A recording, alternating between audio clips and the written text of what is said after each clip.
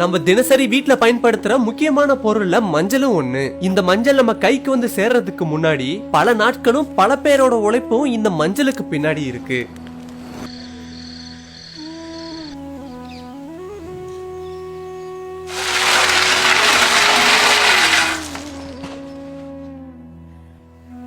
பெரும்பாலும் தை மாசம் முடிஞ்சுதான் மஞ்சள் அறுவடை நடக்கும்.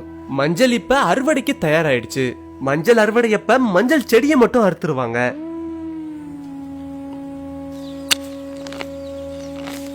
இப்ப நிலத்துக்கடியில புதைஞ்சிருக்க மஞ்சளை வெட்டி எடுக்க ஆரம்பிச்சிடலாம்.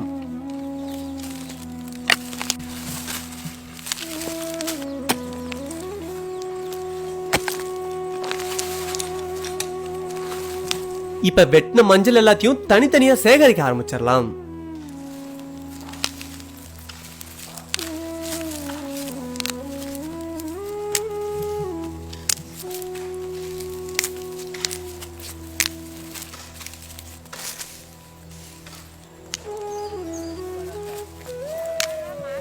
இப்படி சேகரிக்கிற மஞ்சளை 4 வகை மஞ்சளா பிரிக்கலாம். உருண்டை மஞ்சள், விரலி மஞ்சள், கோமாளி மஞ்சள், தாய் மஞ்சள், இப்படி 4 வகை மஞ்சள் இருக்கு. இந்த மஞ்சளை தாய் மஞ்சள்னு சொல்லுவாங்க. மஞ்சளை நாத்து நடும்போது இததான் விதையா போட்டிருப்பாங்க. இந்த மஞ்சளை விரலி மஞ்சள்னு சொல்லுவாங்க.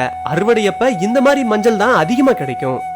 இப்படி வேற இருக்க பகுதியை உருண்டை மஞ்சள்னு சொல்லுவாங்க.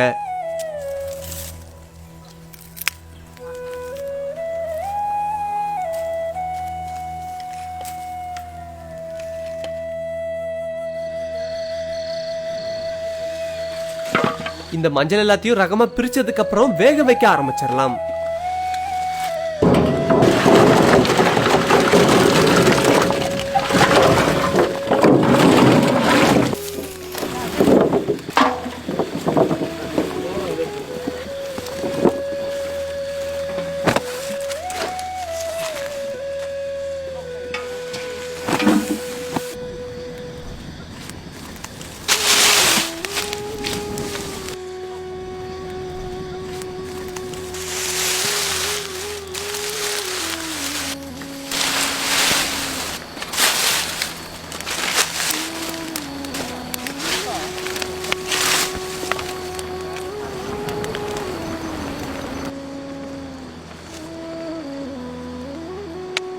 மஞ்சள் சரியான பதத்துக்கு வேக கிட்டத்தட்ட 1 மணி நேரம் தேவைப்பட்டது.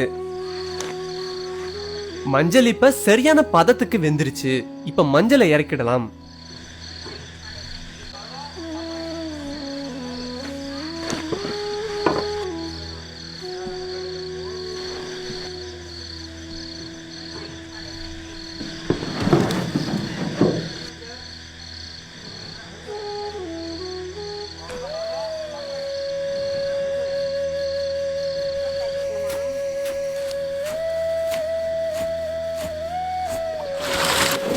இப்படி நாங்க அறுவடை செஞ்ச எல்லா மஞ்சளையும் விடிய விடிய வேக வச்சோம்.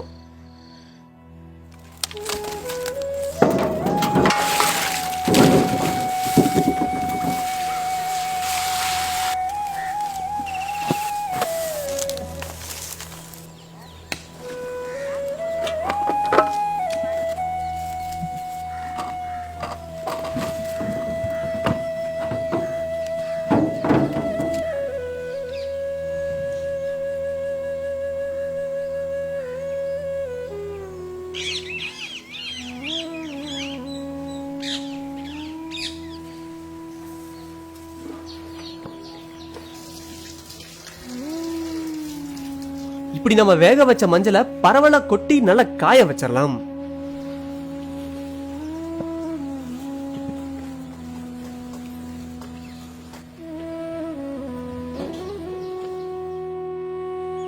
மஞ்சள் இப்படி நல்லா இறுகி காயறதுக்கு 30 நாள் தேவைப்பட்டது. நல்லா காஞ்சி இருக்குன்னு இந்த மஞ்சளை மஞ்சள் பாலிஷ் பண்ற மிஷின்ல போட்டு நல்லா தீட்ட ஆரம்பிச்சிடலாம்.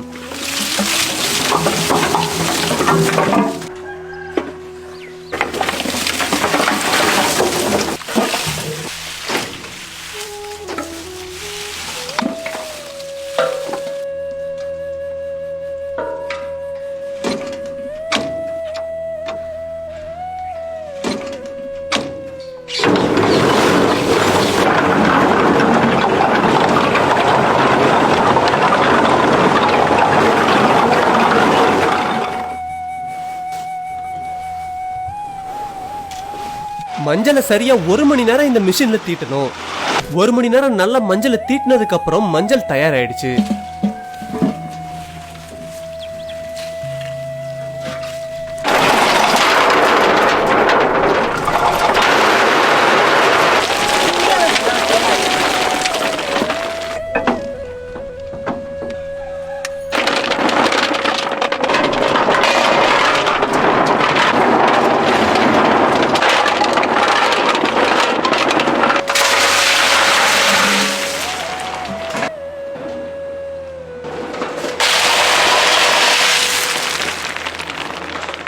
இப்ப நம்ம அறுவடை பண்ண எல்லா மஞ்சளையும் இதே போல பாலிஷ் பண்ணி எடுத்துக்கலாம்.